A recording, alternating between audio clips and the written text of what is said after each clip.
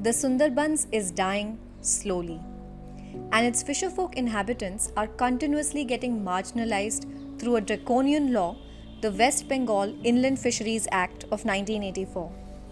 This law endangers their daily livelihoods, pushes them into poverty, and violates their basic dignity and right to life.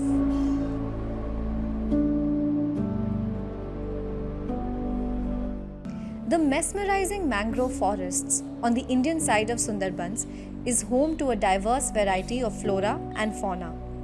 And among this beautiful but dangerous wilderness, we find the local communities who reside in this delta. The Sundarbans face monumental challenges.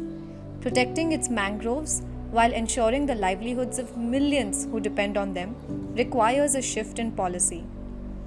The West Bengal Inland Fisheries Act of 1984, by design, encourages overfishing, cutting down forests for agriculture, and promotes institutionalization of corruption by providing ample avenues of legal plunder and malpractices.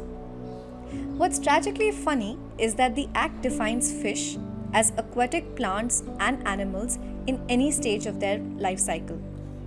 Hence, the law is applicable in the entire state of West Bengal, covering and regulating all aquatic species, including plants. Section 16 of the Act gives arbitrary powers to local officials to determine cleanliness standards and impose them on the vendors, while Section 17 of the Act directly interferes with the local informal labour markets.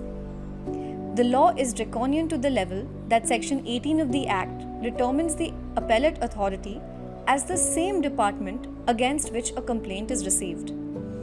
It further solidifies arbitrariness by stating that the decision made by the appellate authority cannot be challenged.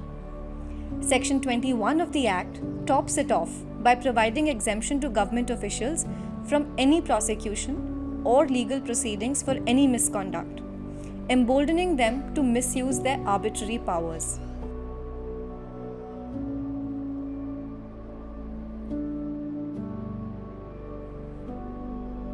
The Sundarban region in the Indian territories is located in two districts of North 24 Pargana and South 24 Pargana in West Bengal. As per the last census published in 2011, the population in the region was 4.4 million.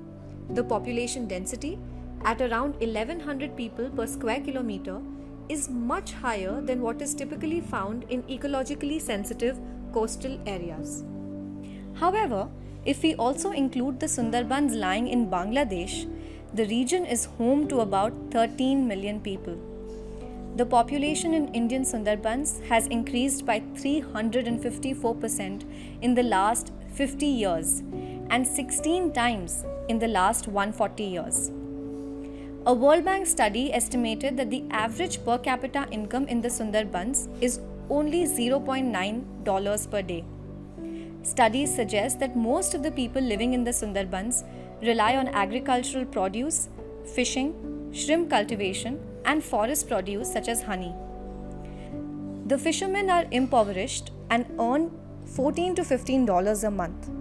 Most of them are illiterate and use relatively primitive fishing methods such as dugout canoes, individual use casting net, and gill net. Researchers also suggest that Sundarban fisherfolk primarily derive their livelihood from traditional fishing methods and gear. Most of the women engaged in fishing belong to socially backward communities. 87% of the women are illiterate and work on subsistence levels.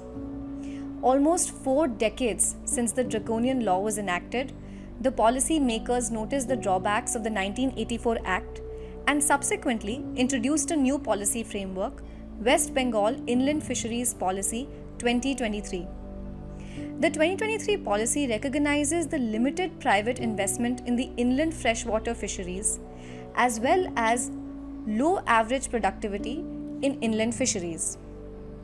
The policy aims to create an enabling ecosystem which will trigger private sector participation in this sector, including those of the self-help groups and fish production groups.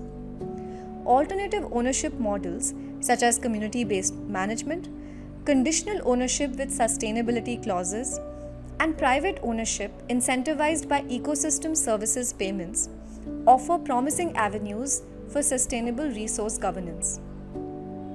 By harnessing local knowledge, fostering collaboration, and leveraging innovative approaches, these models can break the cycle of environmental degradation while ensuring the resilience and prosperity of the Sundarbans ecosystem and its inhabitants. It took 39 years for the West Bengal government to acknowledge and realize the draconian nature of the previous law. While the new policy aspires to improve the use of inland fisheries for nutritional support to people and benefit marginalized communities and women, policy action needs to be translated on ground immediately to help the people of Sundarbans regain their rightful dignity of life.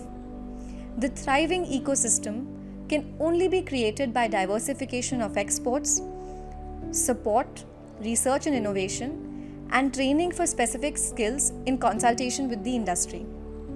The fisherfolk community of the Sundarban deserve to be free from the legal fishnet, and soon.